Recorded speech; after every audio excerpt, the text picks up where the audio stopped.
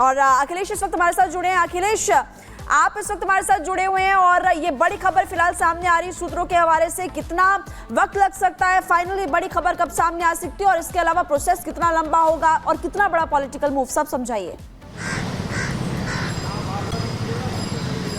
देखिए, ये home ministry के तहत आता है और जो जनसंख्या महानिदेशक होते हैं उनकी ये जिम्मेदारी होती है कि वो देश भर में हर 10 साल में एक जनगणना कराएं, जिसमें कि देश के रिसोर्सेज कितने हैं, देश में रहते कितने लोग हैं और उनके आधार पर जो देश के रिसोर्सेज हैं उसके आधार पर सरकार ये फैसला लेती है कि किनकी आर्थिक स्थिति क्या है, किनको हेल्प करनी है, किनको आगे ले जाना है। ये सारी चीजें उस आंकड़े के जरिए सामने आती है और आगे की स्कीम जो सरकार की बनती है इन्हीं आंकड़ों के जरिए बनती है। तो ये सोर्सेज बता रहे हैं कि जैसा हमारे एग्जीक्यूटिव एडिटर ऐश्वर्या जी ने भी बताया कि ये अगले साल जनवरी से शुरू हो जाएगा, लेकिन इसको पूरा होने में अक्सर देखा गया है, जैसे 2011 में जनगणना हुई थी तो 1 साल या सवा साल लगते हैं और ये माना जा रहा है कि मार्च 2026 तक इसकी जनगणना पूरी हो जाएगी। बिल्कुल। और अगले एक सवाल यहां पर है, एक सवाल यहां पर है कि यहां पर जाति और इससे ऊपर की बात, अब संप्रदाय की बात होगी, तो ये फॉर्मेट कैसे कैसे बदल रहा है, ये फॉर्मेट कैसे बदलेगा और जब जनगणना होगी तो इसके लिए जो ब्लूप्रिंट है वो किस तरीके से तैयार किया जा रहा है?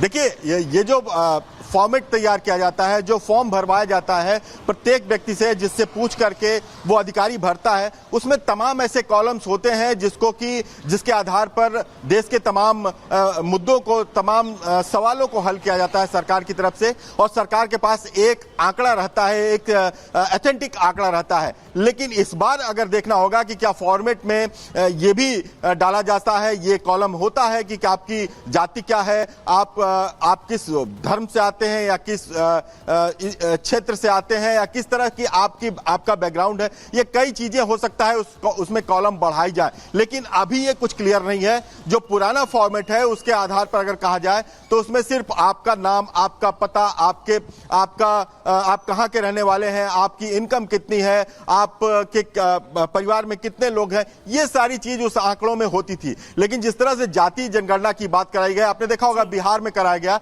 लेकिन जनगणना जाति के आधार पर सिर्फ और सिर्फ अगर करा सकती है तो वो अधिकार केंद्र का है। इसलिए बिहार ने उसको जातीय सर्वे नाम दिया था और कहा था कि हम कुछ जातियों के बारे में पता लगा रहे हैं, जिसके बारे में हमें कुछ योजनाएं। बहुत ही विस्तार से बता रहे हैं कि क्या प्रोसेस हो सकता है, लेकिन विपक्ष की अगर बात करें, विपक्ष की तरफ से कई आरोप इस सरकार पर लगाए गए कि आप जानबूझकर नहीं करवा रहे हैं और आप करवा रहे हैं, यानी कि विपक्ष जो बात कहता है हमेशा वो उसी पर भारी पड़ जाती है।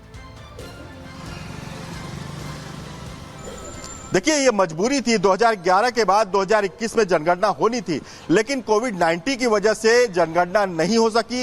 एक तो लोगों को एक दूसरे के संपर्क में आने से बचना था, दूसरी जो वैक्सीनेशन बाद में प्रोग्राम शुरू हुआ सरकार का, उसमें जो कर्मचारी, सरकारी कर्मचारी लगाए गए। तमाम जानकारियों को साझा करने के लिए और आइए देखते हैं बुलेट 100।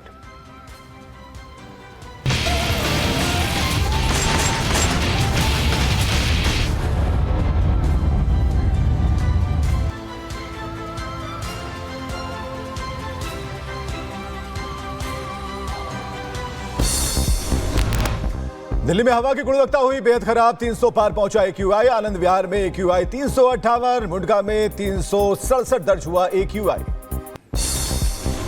और दिल्ली में बढ़ते प्रदूषण की वजह से यमुना पर पड़ा असर, नदी के पानी में नजर आया झाग, ड्रोन तस्वीरें भी सामने आई।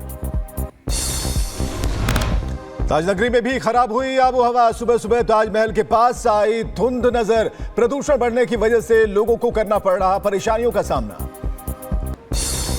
दिल्ली की हवा खराब को लेकर शहजाद पूनावाला का आम आदमी पार्टी पर निशाना, का समाधान के बजाय प्रदूषण देती है आम आदमी पार्टी, प्रदूषण के लिए हिंदुओं को क्यों दोषी ठहराया जाए।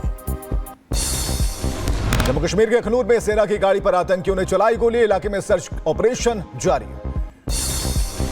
और हमले के पीछे 3 आतंकियों के होने की सूचना, अलर्ट मोड पर सेना, आतंकवादियों के नए समूह के घुसपैठ की संभावना।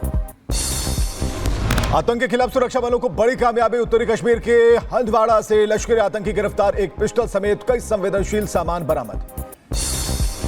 प्रधानमंत्री मोदी स्पेन के प्रधानमंत्री का वडोदरा दौरा आज और सुबह करीब 9:30 बजे रोड शो करेंगे वडोदरा में। Tata advance system Airbus project और भारत माता सरोवर का करेंगे उद्घाटन। पीएम मोदी और स्पेन के पीएम के लिए वडोदरा में भव्य स्वागत की तैयारियां। लक्ष्मी विलास पैलेस को दुल्हन की तरह सजाया गया। जगह जगह पर पीएम मोदी और स्पेन के पीएम पेड्रो सांचेज के पोस्टर लगाए गए।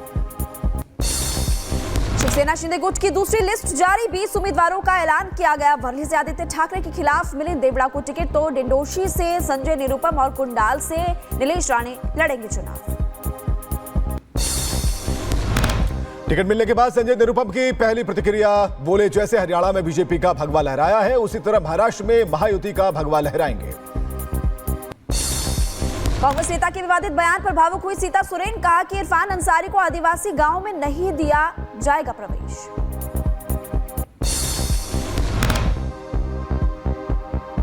सीएम हेमंता ने हेमंत सोरेन पर साधा निशाना। बोले मुख्यमंत्री सोरेन के लिए आदिवासी अस्मिता की कोई वैल्यू नहीं, आदिवासी जनता चुनाव में सबक सिखाएगी।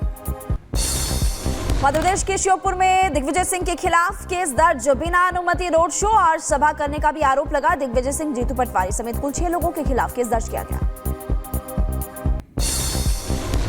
पश्चिम बंगाल से गृह मंत्री अमित शाह की हुंकार। कहा 2026 में बंगाल में होगी बीजेपी सरकार, घुसपैठ को पूरी तरह से करेंगे खत्म। महाराष्ट्र में सीट शेयरिंग पर अखिलेश यादव का बड़ा बयान। कहा कि गठबंधन में सीटें नहीं मिली तो अकेले लड़ेंगे चुनाव। बीजेपी का तंज। कहा कि अखिलेश को भाव नहीं देती कांग्रेस पार्टी। यूपी में पुलिस कस्टडी में हो रही मौत पर अखिलेश यादव का ट्वीट। कहा पिछले 16 दिनों में हिरासत में मौत का दूसरा समाचार मिला। सरकार को पुलिस हिरासत का नाम बदलकर अत्याचार गृह रखने को कहा। पुलिस कस्टडी के मौत मामले पर बोले डेप्यूटी सीएम ब्रजेश पाठक। कहा कि सरकार पीड़ित परिवार के साथ खड़ी है। जो दोषी पाए जाएंगे उन पर कड़ी से कड़ी कार्रवाई की जाएगी। यूपी सरकार में मंत्री दया शंकर सिंह ने सपा पर साधा निशाना। कहा सपा परिवार पूरी तरह सत्ता में केंद्रित। साथ ही बोले शिवपाल यादव का परिवार लिमिटेड कंपनी है। तिरुपति में एक बार फिर से बम की धमकी। इस्कॉन मंदिर को बम से उड़ाने की धमकी भरा मेल भी दिया गया और मौके पर बम स्क्वाड और डॉग स्क्वाड ने निरीक्षण भी किया। यूपी के अलीगढ़ में एक मंदिर परिसर में मांस मिलने से मचा हड़कंप। सूचना के बाद मौके पर पहुंची पुलिस।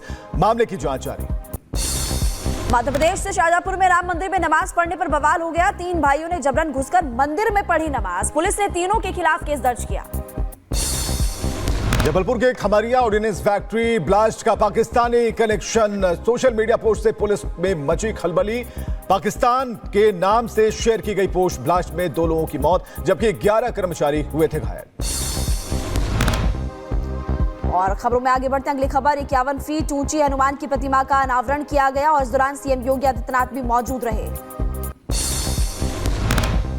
दीपावली से पहले असम सरकार का राज्य कर्मचारियों को तोहफा। हेमंता सरकार ने बढ़ाया महंगाई भत्ता। राज्य कर्मचारियों का डीए 3% बढ़ा। शहाबुद्दीन की पत्नी और बेटे के आरजेडी ज्वाइन करने पर सियासत तेज हो गई। ललन सिंह ने कहा कि आरजेडी की सच्चाई आई सामने। बीजेपी ने कहा कि आज साफ हो जाएगा कि बिहार में कौन लाया था जंगल राज। कर्नाटक, महाराष्ट्र और जम्मू में कई हिंदुओं की जमीनों पर वक्फ बोर्ड ने किया दावा। लोगों ने जताया विरोध। साधु संतों ने कहा जमीन कब्जा करने का जरिया बना वक्फ बोर्ड। वक्फ बिल पर भड़काने वाले मौलाना पर बरसी साध्वी प्राची और कहा कि ये लोग इस देश में गृह युद्ध करवाना चाहते हैं। अब देश को सनातन बोझ की जरूरत है। यूपी के बदायूं में रिश्वत लेकर लेखपाल ने दिया छात्र का जाति प्रमाण पत्र। रिश्वत में बियर लेते पकड़ा गया लेखपाल। वीडियो सोशल मीडिया पर वायरल। उत्तर प्रदेश के एटा में आवारा कुत्तों का आतंक। 3 मासूम बच्चों पर हमला किया। स्थानीय लोगों ने दहशत। गाजियाबाद में पुलिस और बदमाश के बीच मुठभेड़। बदमाश ने पुलिस पर चलाई गोली। जवाबी कार्रवाई में घायल हुआ बदमाश। पुलिस ने गिरफ्तार कर अस्पताल में करवाया भर्ती। ग्रेटर नोएडा में पुलिस और बदमाशों के बीच मुठभेड़ हुई। बदमाश के पैर में लगी गोली और पुलिस ने हिरासत में लेकर अस्पताल में कराया भर्ती। गाजियाबाद में पुलिस ने किया बदमाश का एनकाउंटर। मुठभेड़ के बाद बदमाश गिरफ्तार। पुलिस ने हथियार और चोरी का सामान किया बरामद। दिल्ली के जामिया नगर इलाके में पुलिसकर्मी पर हमला। बाइक पर सवार 2 लोगों ने एसएचओ को पीटा। जांच के बाद दोनों आरोपियों को किया गया गिरफ्तार। यूपी के मैनपुरी में पुलिस और बदमाशों के बीच मुठभेड़। गोलीबारी के दौरान वांछित आरोपी को किया गया गिरफ्तार। ग्रेटर नोएडा में खनन माफिया के खिलाफ कार्रवाई। मामले में एक युवक को किया गया गिरफ्तार। युवक के कब्जे से पोप्लेन मशीन को भी किया गया जब्त। यूपी के मैनपुरी में पुलिस और बदमाश के बीच हुई मुठभेड़। जवाबी कार्रवाई में बदमाश के पैर में लगी गोली। बदमाश के पास से एक तमंचा, कारतूस और बाइक बरामद। और मुरादाबाद में 2 सगी बहनों का अपहरण करने वाले का एनकाउंटर हुआ। जवाबी कार्रवाई में बदमाश